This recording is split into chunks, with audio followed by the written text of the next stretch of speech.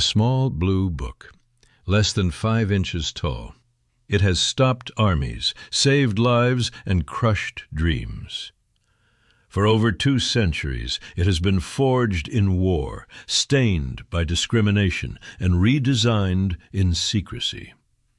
Today, it is carried by 150 million Americans. Yet few know the real stories hidden in its pages. Tonight, 8 surprising chapters of the United States passport. From the world's oldest survivor to McCarthy's blacklist, from letters sealed in wax to chips that watch you blink. This is the secret life of the little book that decides who is free to leave and who must stay. Before we dive into this chapter, take a moment to like and subscribe, and join those who remember. Modern U.S. passports. Your navy blue passport lies on the table. Turn to page 27. A tiny RFID chip glints under the laminate. Now, travel back 500 years. The Treaty of Westphalia ends the 30 Years' War. A French diplomat carries a single sheet of parchment sealed with wax. It bears the signature of King Louis XIV. That document, still preserved in Paris, is the oldest known passport in existence. Both the 17th century parchment and your 2024 booklet serve the exact same purpose: to prove identity and request safe passage. 5 centuries apart, yet the core idea never changed. Only the tools did. From wax and quill to microchips and holograms. Same promise, same power. One small book, one unbroken thread across half a millennium. The first U.S. passports.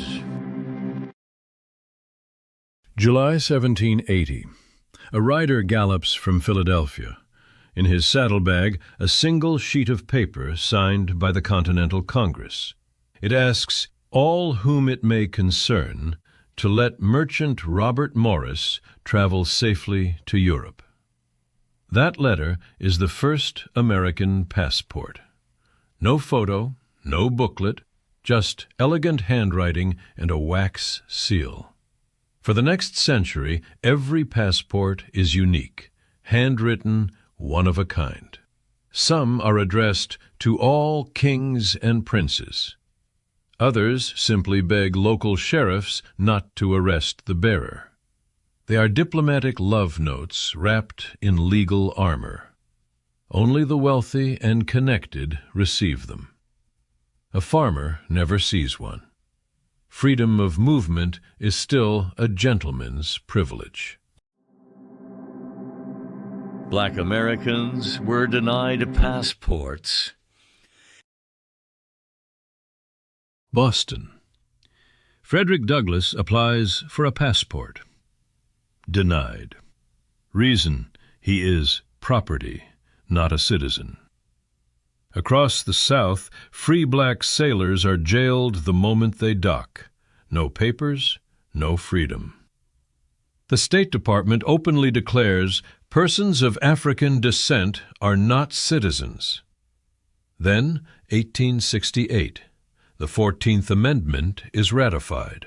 Birthright citizenship is born.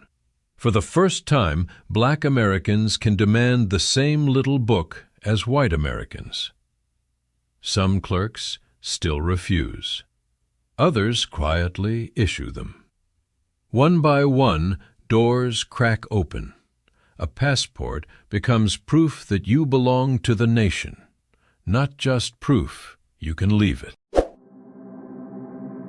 The modern U.S. passport is a product of war.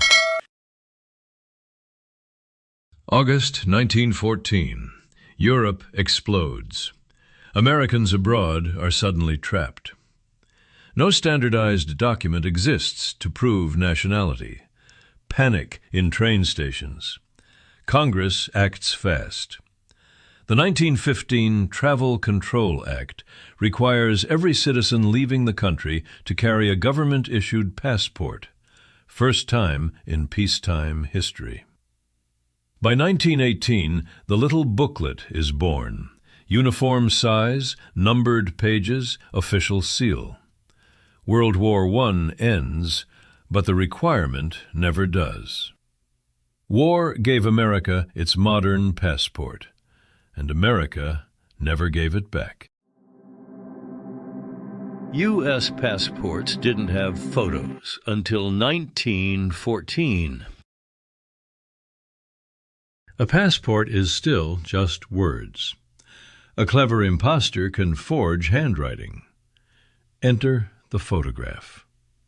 The State Department glues a small black and white portrait into every new passport. Suddenly, you have to look like your document. No more swapping papers with a cousin. The age of the face begins. By 1920, the photo is mandatory and permanent. Your identity is no longer what you claim. It is what the camera sees. Married women couldn't get their own passport. 1920s. A woman marries. Her passport is immediately invalidated. She must now apply under her husband's name, listed as wife of. Even famous women, Amelia Earhart, Eleanor Roosevelt, travel as someone's spouse on paper. A divorced woman? Her ex-husband can block renewal. Only in 1937 does the rule finally soften. Full independence arrives quietly in the 1970s. The little blue book finally belongs to her alone. The U.S. government revoked passports during the McCarthy era. The Red Scare peaks. The State Department can now deny or revoke passports for communist beliefs. Paul Robeson loses his for 8 years.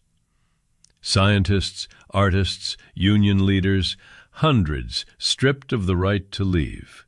Some are told in writing, "Your travel would be contrary to the best interests of the United States." The Supreme Court finally ends it in 1958. But the precedent lingers. Your politics can still make you a prisoner in your own country.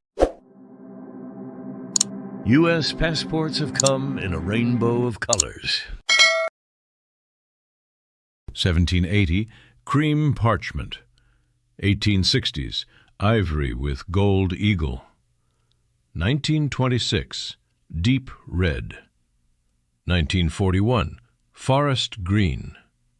1976, bright blue. 1990s, black diplomatic. 2007, navy biometric. Each color shift marks a new era of design, security, or politics. The current navy blue, chosen in 1976 for the bicentennial, symbol of calm after Vietnam and Watergate. Your passport is not just a document. It is a time capsule wearing the mood of its decade. Keep history alive. Like, subscribe,